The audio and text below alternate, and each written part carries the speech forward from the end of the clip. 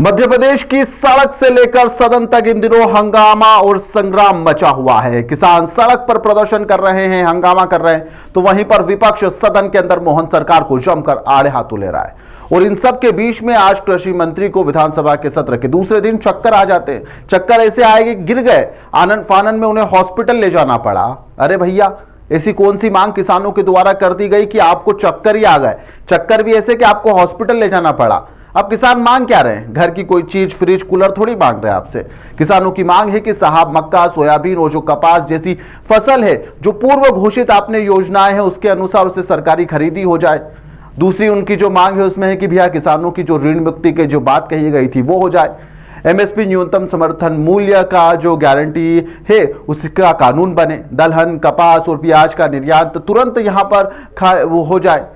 और यहां पर जो गौ माता है उसे राष्ट्रीय माता का दर्जा भी मिल जाए। आगरा मुंबई राष्ट्रीय राजमार्ग खलघाट पर कल जो कुछ तस्वीरें सामने आई वो सभी ने देखी, जहां पर धार, बड़वानी, खंडवा, खरगोन जिले के करीब 15,000 से अधिक किसान यहां पर चक्का जाम पर सुबह 10 बजे से बैठे हुए थे। शाम को फिर आश्वासन मिला एक बार फिर, और रात को 8 बजे यह आंदोलन स्थगित हो गया। कहा गया कि आपकी मांगे मान ली जाएगी।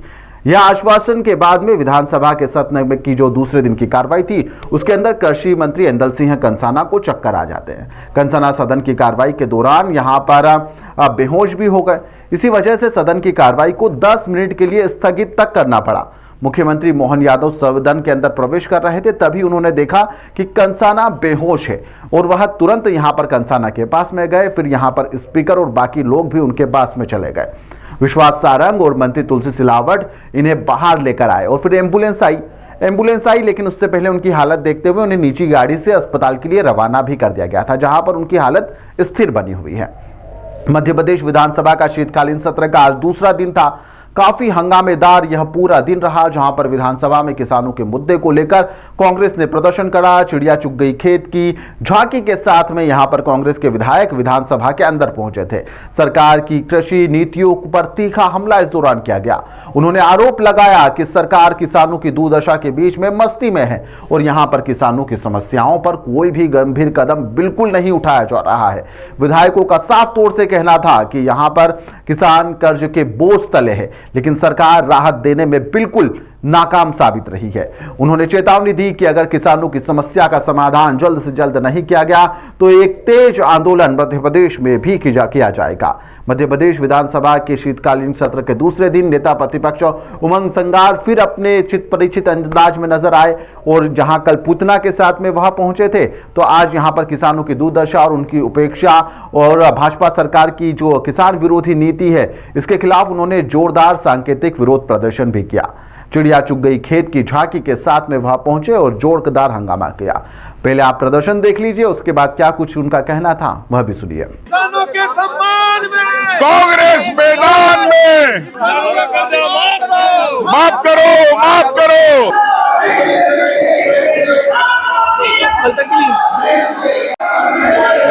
सदन के अंदर नारेबाजी।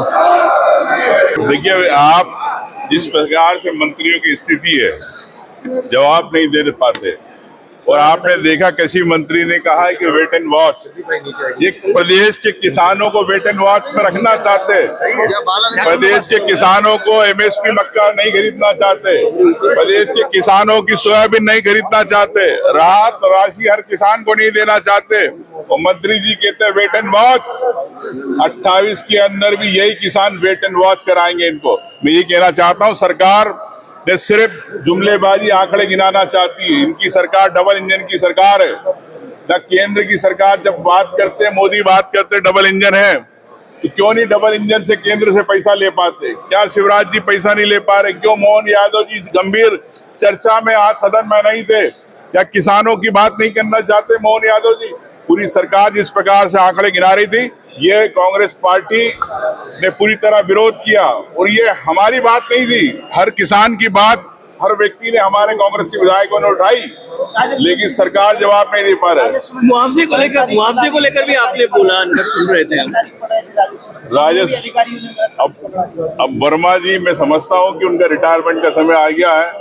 ये अधिकारियों ने तो उनको सही जानकारी दी, लेकिन वो नहीं समझ पा रहे।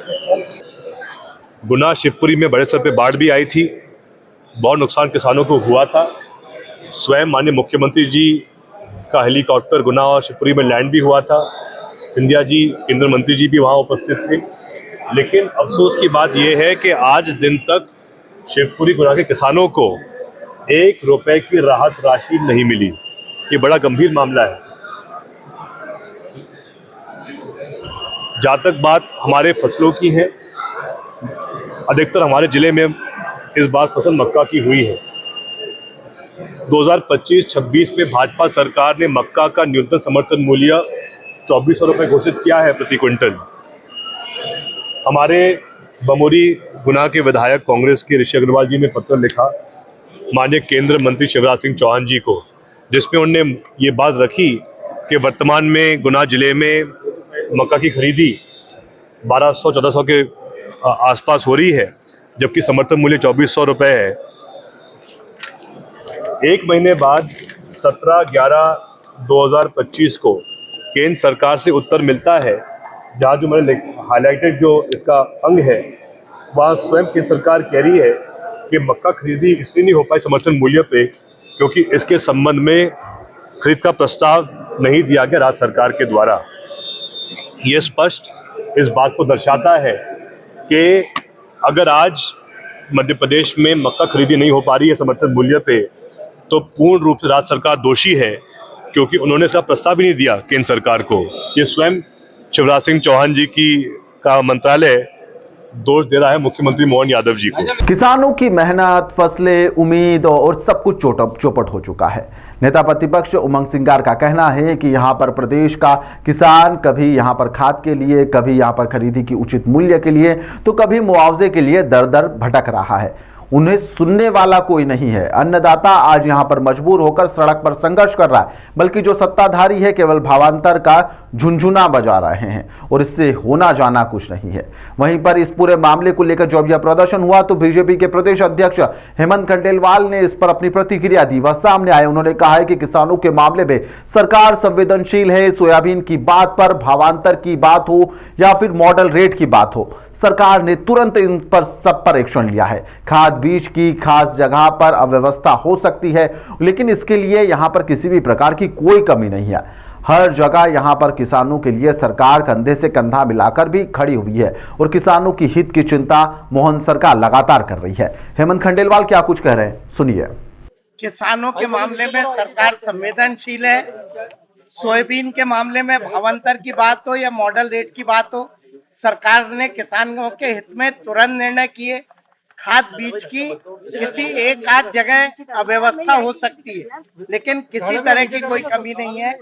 हर तरह के मामले में सरकार किसानों के साथ है और किसानों के हितों की चिंता करना सरकार का काम भी है और कर भी रही है। देखिए, मुझे लगता है कि कांग्रेस बिना किसी जानकारी के मुद्दे उठाती है।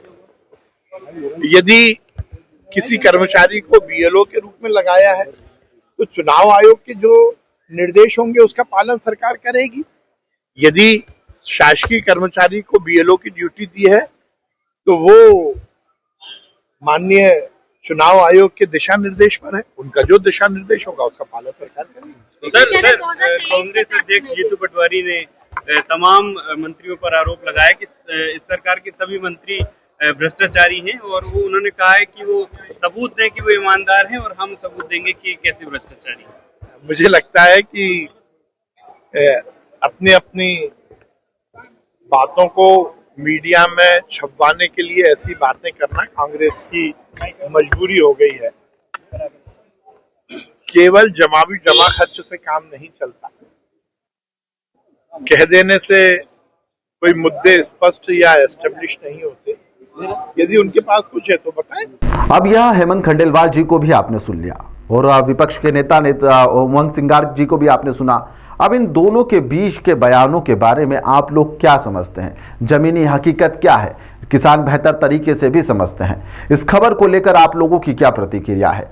आप हमें कमेंट में जरूर बताइएगा। क्या सरकार जो कह रही है वह हो पा रहा है या विपक्ष जो कह रहा है वह सच है? आप हमें कमेंट में जरूर बताइएगा। फिलहाल के लिए इस खबर में इतना ही। आप देखते रहिए द लपेटा।